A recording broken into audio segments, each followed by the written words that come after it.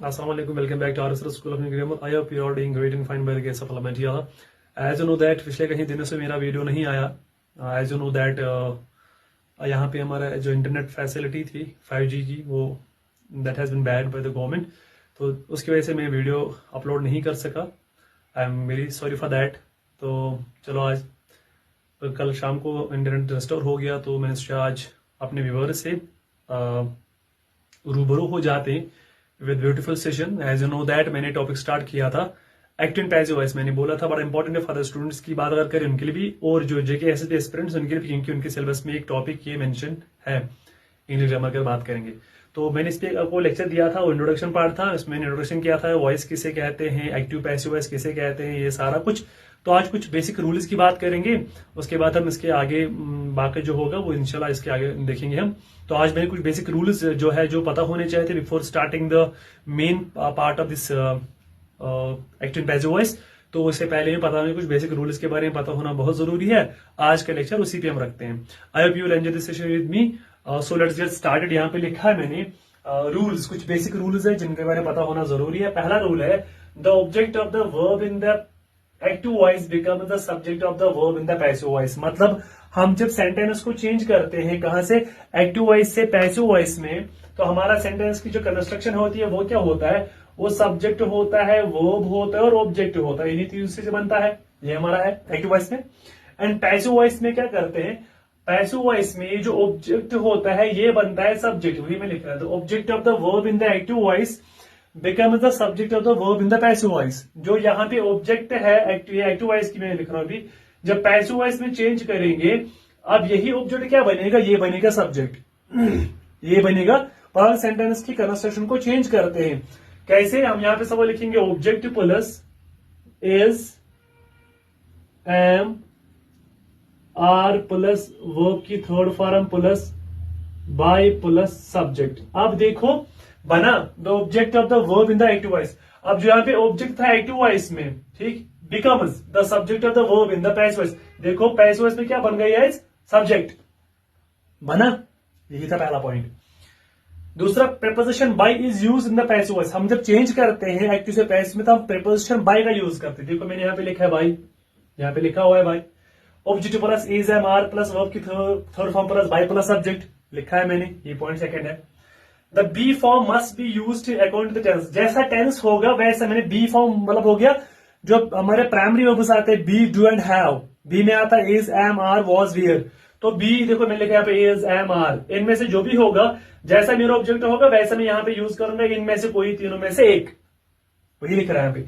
The be form must be use according to the tense. जैसा tense होगा वैसे में इनका यूज. अगर प्रेजेंट टेंस की बात होगी तो वैसे यूज करेंगे, पास्ट टेंस की बात होगी तो वैसे यूज करेंगे. ठीक है, तो उसी हिसाब से हम इन वर्ब्स का यूज करते रहेंगे. आई होप यू अंडरस्टैंड. मैं सपोज लिख रहा हूं आई एट फूड. ठीक है, ये किसमें है, ये पास्ट. देखो यहाँ पे एट है तो टेंसेस का यहाँ पे बहुत रोल होता है यहाँ पे, क्योंकि हम टेंसेस में इसको जो हमारे टेंसेस हमने पढ़े हुए हैं उन्हीं को हम चेंज करते हैं. उन्हीं के अकाउंट द टेंस हम यहाँ पे एक्टिव को पैसिव वॉइस में चेंज किया जाता है. टेंस का पता होना बहुत जरूरी है. जिनने भी वो नहीं किया होगा या टेंस के बारे में इतना पता नहीं होगा वो मेरे वीडियो लेक्चर देखेंगे. उसका मैंने प्लेलिस्ट बना के रखा है यूट्यूब चैनल पे भी, और you can go through my page also. वहां पे मैंने पढ़ाया सारा कुछ टेंसेस के बारे में.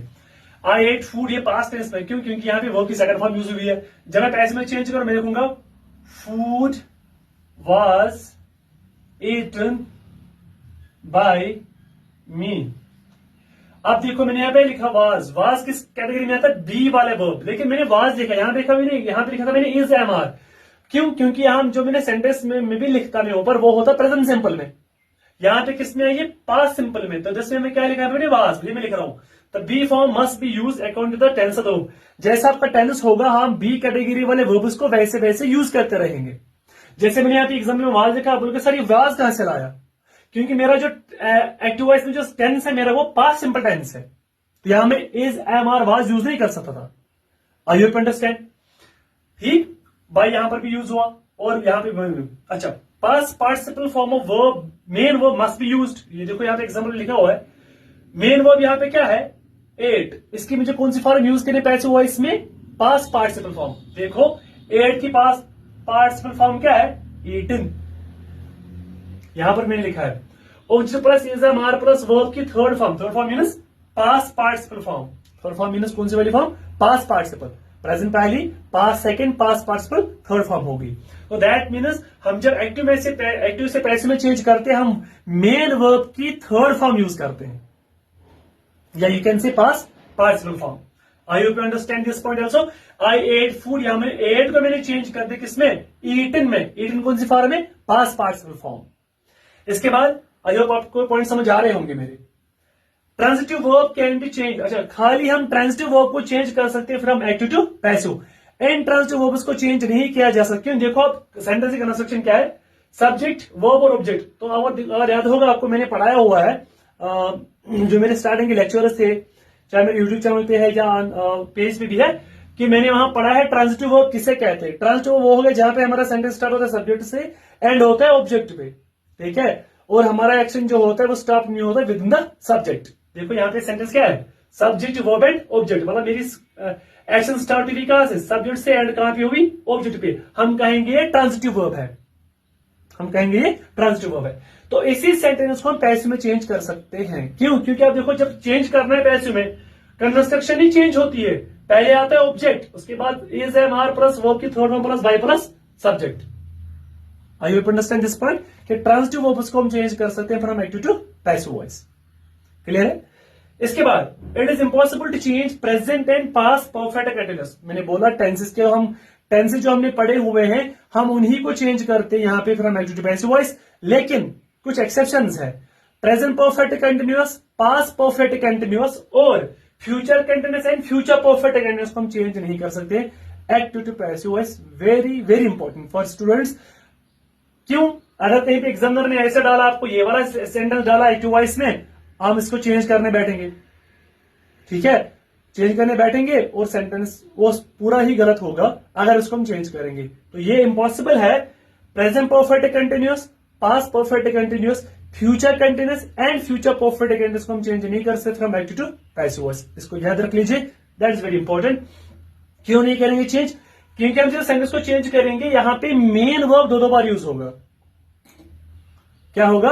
हमारे सेंटेंस में पॉसिबिलिटी किसकी बनती है? देखो मैंने यहां पे यूज किया, ये मेरा हेल्पिंग वर्ब है, ये मेरा मेन वर्ब है। ये पॉसिबिलिटी तो बिल्कुल ठीक है।